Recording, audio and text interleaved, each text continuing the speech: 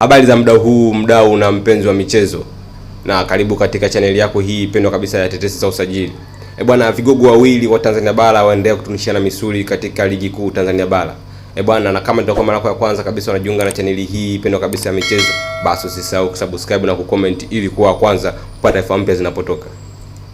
Bwana, vigogo wawili wa Tanzania bara, yani klabu ya Young Africans pamoja na klabu ya Wekundu wa Msimbazi Simba hapo jana wameshuka uwanjani kuwania pointi 3 muhimu ili kuendelea kuongoza ligi.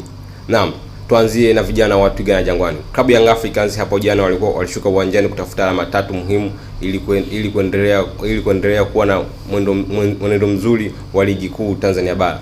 Klabu ya Young Africans hapo jana ilikuwa wenyeji katika jiji la Dar es Salaam katika uwanja wa KMC Complex ikiwakabili vijana Fountain Gate. Katika mchezo huu ambao ulikuwa ni vute ni kuvute, ambapo klabu ya Young Africans ilifanya rotation baadhi ya wachezaji wake ikiwapumzisha, kwani wachezaji wengi wamekuwa kama na fatiki baada ya kutoka Algeria katika mashindano ya CAF Champions League.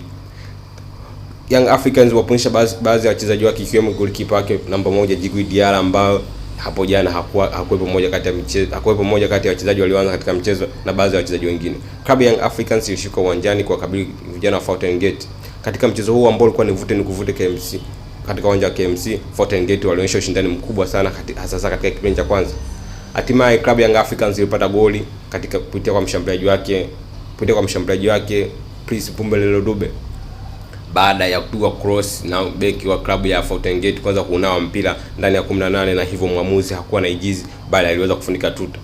Prince Dube hakuweza kufanya mzaha bali aliweza kupiga shuti kali lililomshinda goalkeeper na hivyo kuweza kuiandikia klabu ya Young Africans goli la kwanza.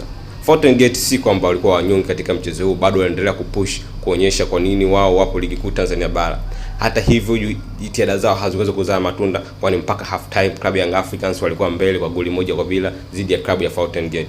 Kipindi cha pili kilivyoanza, Fountain Gate walijaribu kupush mashambulizi na klabu ya Young Africans walijaribu kupush mashambulizi, lakini ubora wa wachezaji wa Fountain Gate ilikuwa ni chanzo kigumu kabisa kwa vijana wa Young Africans kuweza kupata goli, mpaka pale kocha wa klabu ya Young Africans alipofanya sababu baadhi ya wachezaji walivyoingia ikiwemo Pacome na wachezaji wengine ambao ndipo walikwenda kuleta mabadiliko makubwa katika mchezo huo. Hatimaye dakika za 60 Pacome Zouzoua aliweza kuiandikia klabu ya Young Africans goli la pili. Pacome alipigiwa pasi nzuri kutoka kwa Duke Abuya ambaye amekuwa ni moja kati ya viungo bora kabisa katika ligi kuu ya hapa Tanzania bara. Hivyo Pacome Zouzoua hakuwa na ijizi bali aliweza kuiandikia klabu hiyo goli la pili. Na hivyo magoli hayo mawili yameweza kuiwezesha klabu ya Young Africans kuweza kuondoka na alama 3 muhimu na hivyo kuendelea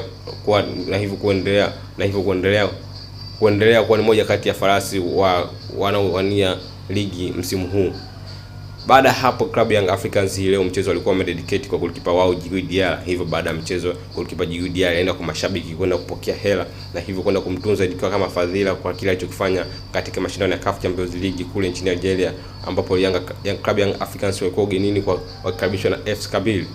Naam, tuhame katika klabu ya Young Africans, tutue pale katika mitaa ya Twiga na Jangwani kwa Wekundu wa Msimbazi Simba. Simba walikuwa na mchezo wao wa ligi kuu ya Tanzania bara, ambapo walikuwa nyumbani wakiwakaribisha vijana wa Mbeya City. Katika mchezo huo klabu ya Simba waliamua kutumia uwanja wa Meja Jenerali Samuyo ambapo upo mkoani Pwani kama uwanja wao nyumbani. Katika mchezo hapo jana klabu ya Simba ilikuwa nyumbani ikiwakaribisha vijana wa Mbeya City. Mchezo ulianza kwa kasi kabisa, huku kocha Suleiman Matola akiwa amekabidhiwa ukocha wa muda kuweza kuiongoza klabu hiyo. Hivyo baada ya kocha alikuwa kocha wa klabu hiyo au meneja wa klabu hiyo Dimitri Pantev kuweza kufukuzwa kazi. Huu unakuwa mchezo wa kwanza kwa Suleiman Matola kusimama kama kocha mkuu katika benchi la ufundi na kuweza kutoa maelekezo kwa wachezaji moja kwa moja, tofauti na hapo awali. Klabu ya Simba ambapo ilikuwa ikiwakaribisha vijana wa Mbeya City kutoka pale mkoani Mbeya. Klabu ya Simba walikuwa wanautaka mchezo na hivyo wachezaji walikuwa wanajituma kabisa ili kuweza kuonyesha mashabiki wao kwamba hali wanayopitia si hali ya kawaida bali ni kipindi cha mpito. Hatimaye mnamo dakika ya 15 mchezaji wa klabu ya Mbeya City Vistalis Mayanga aliweza kupata kadi nyekundu baada ya kumpiga kiwiko mchezaji wa klabu ya Simba Mligo, na refa aliweza kumwonyesha kadi nyekundu na hivyo Mbeya City walizocheza pinzani. Na hiyo ndio ilikuwa advantage kubwa sana kwa klabu ya Simba kuweza kuibuka na ushindi, kwani dakika sio nyingi klabu ya Simba waliweza kupata goli kupitia kwa kiungo wake mshambuliaji Mtanzania Morris Abraham baada ya kazi nzuri iliyofanywa na Eli Mpanzu pembeni kuachikecha mabazi ya mabeki na kupiga cross ambayo ilimkuta Morris Abraham ambaye hakufanya jizi, aliweza kupachika goli. Hilo lilikuwa ni goli la kwanza kwa klabu ya Simba. Goli lingine la pili ni lile lilofungwa na mshambuliaji wa klabu hiyo Jonathan Thoa baada ya mabeki wa klabu ya Mbeya City kujichanganya kupiga pasi fupi na kuipitia, na hivyo akaweza kufunga goli la pili na kuandikia wekundu wa Msimbazi goli la pili. Mnamo dakika ya 85 Suleiman Mwalimu alimnyanyua Mohamed Bajabel ili kuweza kuingia katika mchezo huu wa kwanza. Ulikuwa ni mchezo mzuri kwa Bajabel. Baada ya kuingia tu Bajabel aliweza kuliandikia klabu ya Simba goli la tatu.